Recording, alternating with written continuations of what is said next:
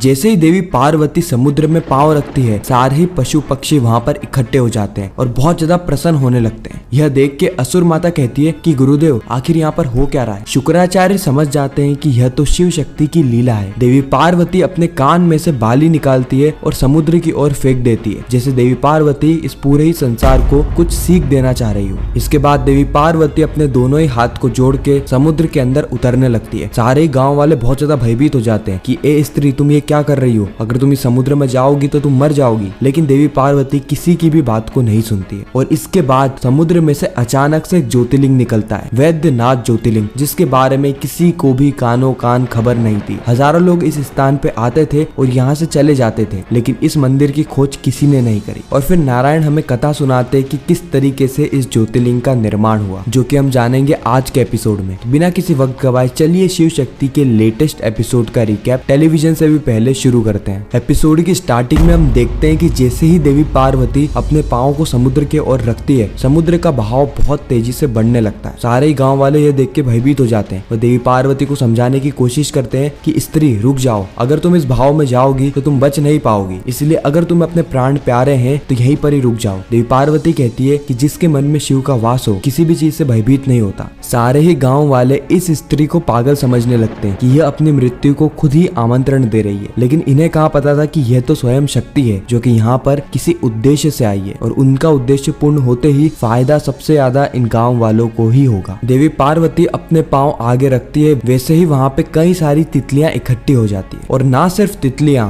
बल्कि मछलियां, कछुए, मगरमच्छ, जितने भी जल के प्राणी होते हैं वो सारे ही देवी पार्वती के समीप आने लगते हैं, मानो यह कोई शुभ संकेत देना चाह रहे हो। और धीरे धीरे करके हाथी, शेर और जो भी प्राणी जमीन पे रहते थे वह भी धीरे धीरे करके आने लगते। जो प्राणी आकाश में उड़ते थे वह भी आ जाते हैं इस उत्सव में सम्मिलित होने। लेकिन आखिर ये उत्सव क्या है, आइए जानते हैं। लेकिन उससे पहले असुर गुरु शुक्राचार्य के मन में एक संदेह उत्पन्न होता है कि अगर स्वयं शिव शक्ति को रोक रहे हैं तो ये पूरी ही प्रकृति उत्सव क्यों मना रही है। लेकिन नारायण गुत्थी को सुलझाते हुए कहते हैं कि प्रकृति इतनी प्रसन्न तभी होती है जब शिव और शक्ति मिलते हैं। अगर शक्ति वहाँ पर है तो शिव भी आसपास ही होंगे। नारद जी कहते हैं कि नारायण ये आप क्या कह रहे हैं, शिव भी आसपास होंगे? शिव तो 12 ज्योतिर्लिंगों में वृतक हो गए ना, और यहाँ पर तो कोई ज्योतिर्लिंग नजर नहीं आ रही, तो आखिर शिव यहाँ पर कैसे हो सकते हैं? नारायण कहते हैं कि देव ऋषि यह तो हमें वक्त ही बताएगा, बस आप शिव शक्ति की इस लीला का आनंद लीजिए। प्रतीक्षा रखिए नारद जी, प्रतीक्षा रखिए। शक्ति को अपने शिव को खुद ढूंढ लेने दीजिए और आपके सारे ही प्रश्नों का उत्तर आपको स्वयं ही मिल जाएगा। नारद जी कहते हैं कि यह तो धैर्य की परीक्षा की परिकाष्ठा है। अगले ही पल हम मदनासुर को देखते हैं।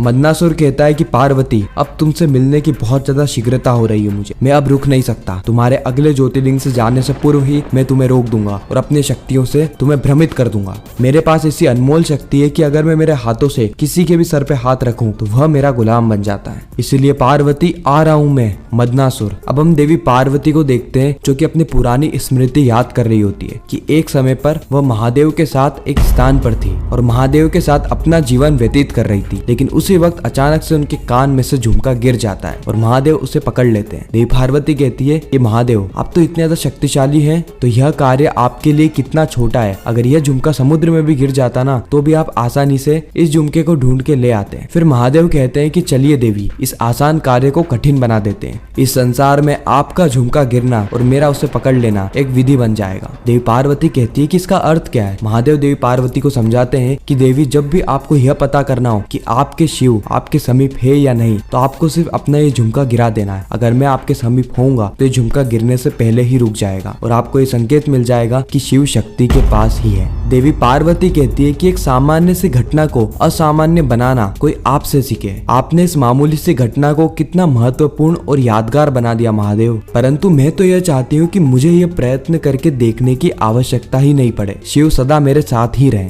कहानी वापस से प्रेजेंट में आ जाती है, जहाँ पे देवी पार्वती अपने कान में से झुमके को निकालती है और उसे समुद्र की ओर गिराने लगती है। यह देख के असुर माता दिति अत्यंत भयभीत हो जाती है और कहती है कि अब यह शक्ति क्या कर रही है असुर गुरु। असुर गुरु शुक्राचार्य कहते हैं कि असुर माता, यह कोई घटना नहीं बल्कि एक लीला है, शिव शक्ति की लीला।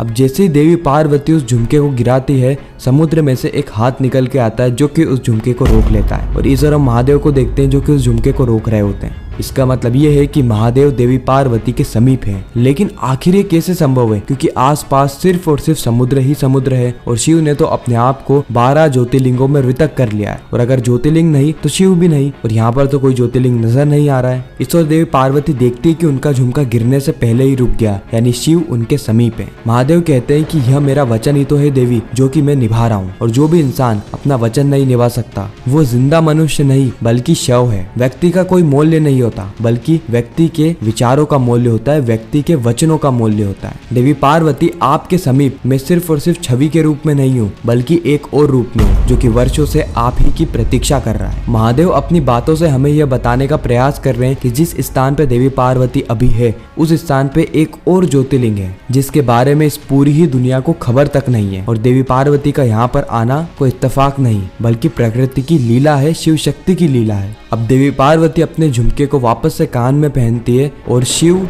शिव नाम लेना शुरू कर देती है। इस ओर अगर हम महादेव को देखें तो महादेव भी शक्ति शक्ति नाम लेना शुरू कर देते हैं। एक और देवी पार्वती शिव नाम ले रही होती है, दूसरी ओर महादेव शक्ति नाम ले रहे होते हैं, और शिव शक्ति की ध्वनि इस पूरे ही संसार में फैलने लगती है। देवी पार्वती शिव कहते कहते समुद्र के अंदर जाने लगती है। सारे गांव वाले उन्हें रोकने का प्रयास करते हैं, लेकिन देवी पार्वती नहीं रुकती है। इस ओर हम नारायण को देखते हैं, जो कि कह रहे होते हैं कि अद्भुत है शिव शक्ति की यह लीला। शिव शक्ति जिनके नाम से ये पूरा ही संसार चलता है, देवी पार्वती और महादेव इसे आधा आधा करके संपूर्ण कर रहे हैं। असुर माता दिति कहती है कि अब शिव शक्ति नाम के स्वर का क्या अर्थ है असुर गुरु शुक्राचार्य कहते हैं कि प्रेम। शिव शक्ति मिलके इस पूरे ही संसार में प्रेम की ध्वनि फैला रहे हैं, ताकि संसार में प्रेम फैलता जाए और स्वार्थ का प्रभाव कम हो जाए, स्वार्थ का प्रभाव नष्ट हो जाए। क्योंकि जब दो प्रेमी एक दूसरे का नाम पुकारते हैं, एक दूसरे का नाम लेते हैं, तब उनकी हर पीड़ा हर समस्या का निवारण होता है। यह पुकार मदनासुर के पास भी जाती है। मदनापुर अपने मन ही मन में कहता है कि मुझे ऐसा लगता है कि मेरे आने से पूर्व ही ये पूरा ही संसार डर में है, शिव शक्ति डर में है, तभी तो शिव शक्ति का नाम पुकार रहे हैं। लेकिन मेरे पार्वती के समीप आते ही ये पूरी ही ध्वनि हाहाकार में बदल जाएगी।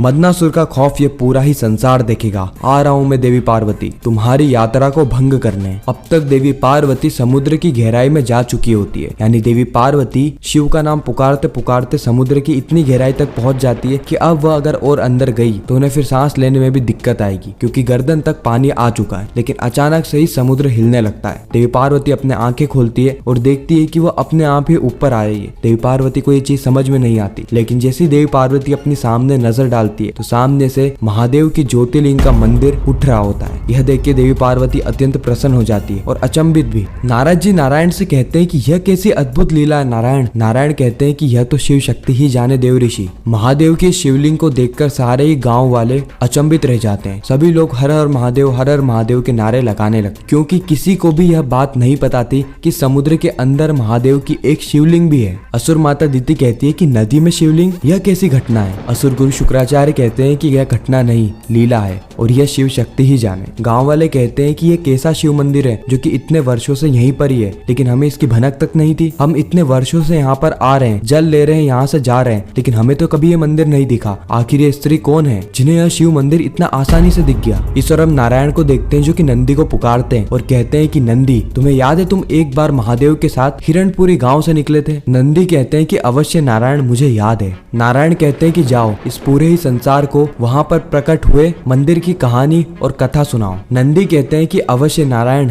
उसी वक्त सारे ही गांव वाले इस बात से चिंतित होते हैं कि आखिर ये मंदिर समुद्र में से ऊपर कैसे आया और ये समुद्र में आखिर आया भी कैसे। आखिर इस मंदिर का रहस्य क्या है, आखिर इस मंदिर का राज क्या है। जरूर कुछ ऐसी चीजें हैं जो कि अभी तक हमें ज्ञात नहीं है और ये सारी चीजों के उत्तर हमें यह स्त्री देगी।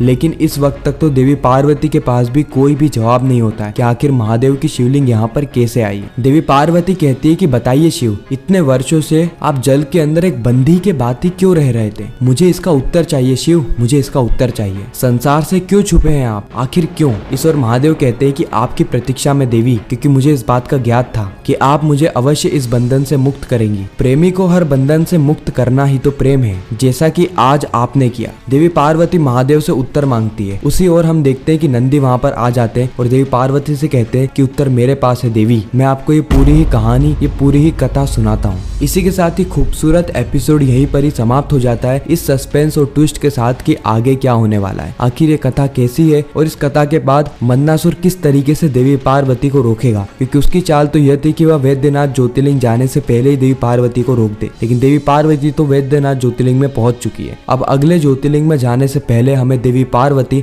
और मंदनासुर के बीच में युद्ध देखने को मिलने वाला है। आप कितना एक्साइटेड है आने वाले एपिसोड्स को लेकर कमेंट सेक्शन में जरूर बताना। और आप शिव शक्ति के अलावा इंडियन टेलीविजन के और कौन कौन से शोज का रिकैप देखना चाहते हैं। मंगल लक्ष्मी और लक्ष्मी के सफर के एपिसोड्स के रिकैप भी हमारे चैनल पे अपलोड होते हैं। इनके अलावा अगर आप कोई सा भी नए शो के रिकैप देखना चाहते हैं तो कमेंट करके जरूर बताना, हम आपके लिए उसके ऊपर भी वीडियो लेकर आ जाएंगे। मैं मिलता हूँ आप सभी से किसी नेक्स्ट इंटरेस्टिंग वीडियो में, जब तक के लिए good bye and Har Har Mahadev.